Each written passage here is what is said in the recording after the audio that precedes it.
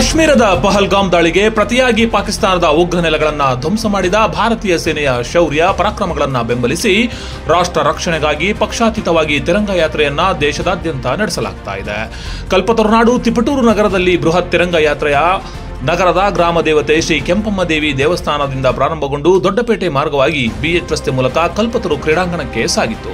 ತಿರಂಗ ಯಾತ್ರೆಯಲ್ಲಿ ಮಾಜಿ ಸೈನಿಕರು, ತಾಲೂಕಿನ ಶಾಲಾ ಕಾಲೇಜಿನ ವಿದ್ಯಾರ್ಥಿಗಳು, ಎನ್ಸಿಸಿ ಹಾಗೂ ಸ್ಕೌಟ್ಸ್ ಅಂಡ್ ಗೈಡ್ಸ್ ವಿದ್ಯಾರ್ಥಿಗಳು, ವೈದ್ಯರು, ಮಠಾಧಿಪತಿಗಳು, ರೋಟರಿ ಸಂಸ್ಥೆಯ ಪದಾಧಿಕಾರಿಗಳು ಸೇರಿದಂತೆ ಇನ್ನಿತರರು ಕಾರ್ಯಕ್ರಮದಲ್ಲಿ ಭಾಗಿಯಾದರು. ಸುಮಾರು 2.5 ಕಿಲೋಮೀಟರ್ ಉದ್ದದ ತಿರಂಗ ಧ್ವಜವನ್ನ ಪ್ರದರ್ಶನವನ್ನ ಮಾಡಲಾಯಿತು. ಭಾರತೀಯ ಸೇನೆ ಅದು ಯಾವುದಾದ್ರೂ ಆಗಿರ್ಬೋದು, ಆರ್ಮಿ, ಏರ್ ಫೋರ್ಸ್, ನೇವಿ, ಯಾರಾದ್ರೂ ಆಗಿರ್ಬೋದು, ಅದು ಕೇವಲ ಒಂದು ಹೆಸರಲ್ಲ, ಅದು ಭಾರತದ ತಾಕತ್ತು, ಭಾರತದ ಹೆಮ್ಮೆ, ಭಾರತದ ಪ್ರೈಡ್. ಅದರಲ್ಲಿ ಸೇವೆಯನ್ನು ಸಲ್ಲಿಸುವುದು ಸಾಮಾನ್ಯದ ವಿಷಯವಲ್ಲ.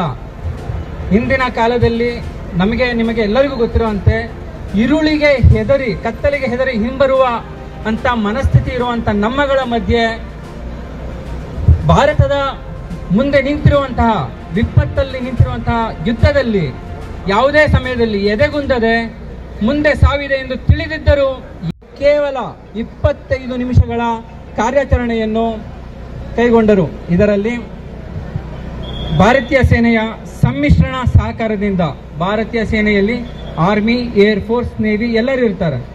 ಆ ಸಮ್ಮಿಶ್ರಣ ಸಹಕಾರದಿಂದ ಅದಕ್ಕಿಂತ ಮಿಗಿಲಾಗಿ ಸಿವಿಲ್ ಕಡೆಯಿಂದಲೇ ಡ್ರೋನ್, ಹೀಗೆ ಅದಕ್ಕಿಂತ ಮಿಗಿಲಾಗಿ ಭಾರತದ ವಿಜ್ಞಾನಿಗಳ ಕೊಡುಗೆಯಾದಂತಹ ತಂತ್ರಜ್ಞಾನಗಳನ್ನು ಬಳಸಿಕೊಂಡು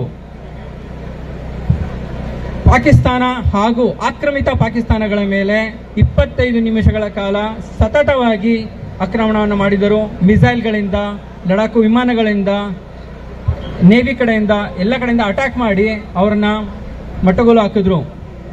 ಸರಿಸುಮಾರು 140ಕ್ಕೂ ಹೆಚ್ಚು ಭಯೋತ್ಪಾದಕರನ್ನ ಕೊಗ್ಗೊಯ್ದು ಮತ್ತು ಅವರನ್ನು ಬಲಿಯನ್ನು ತೆಗೆದುಕೊಂಡು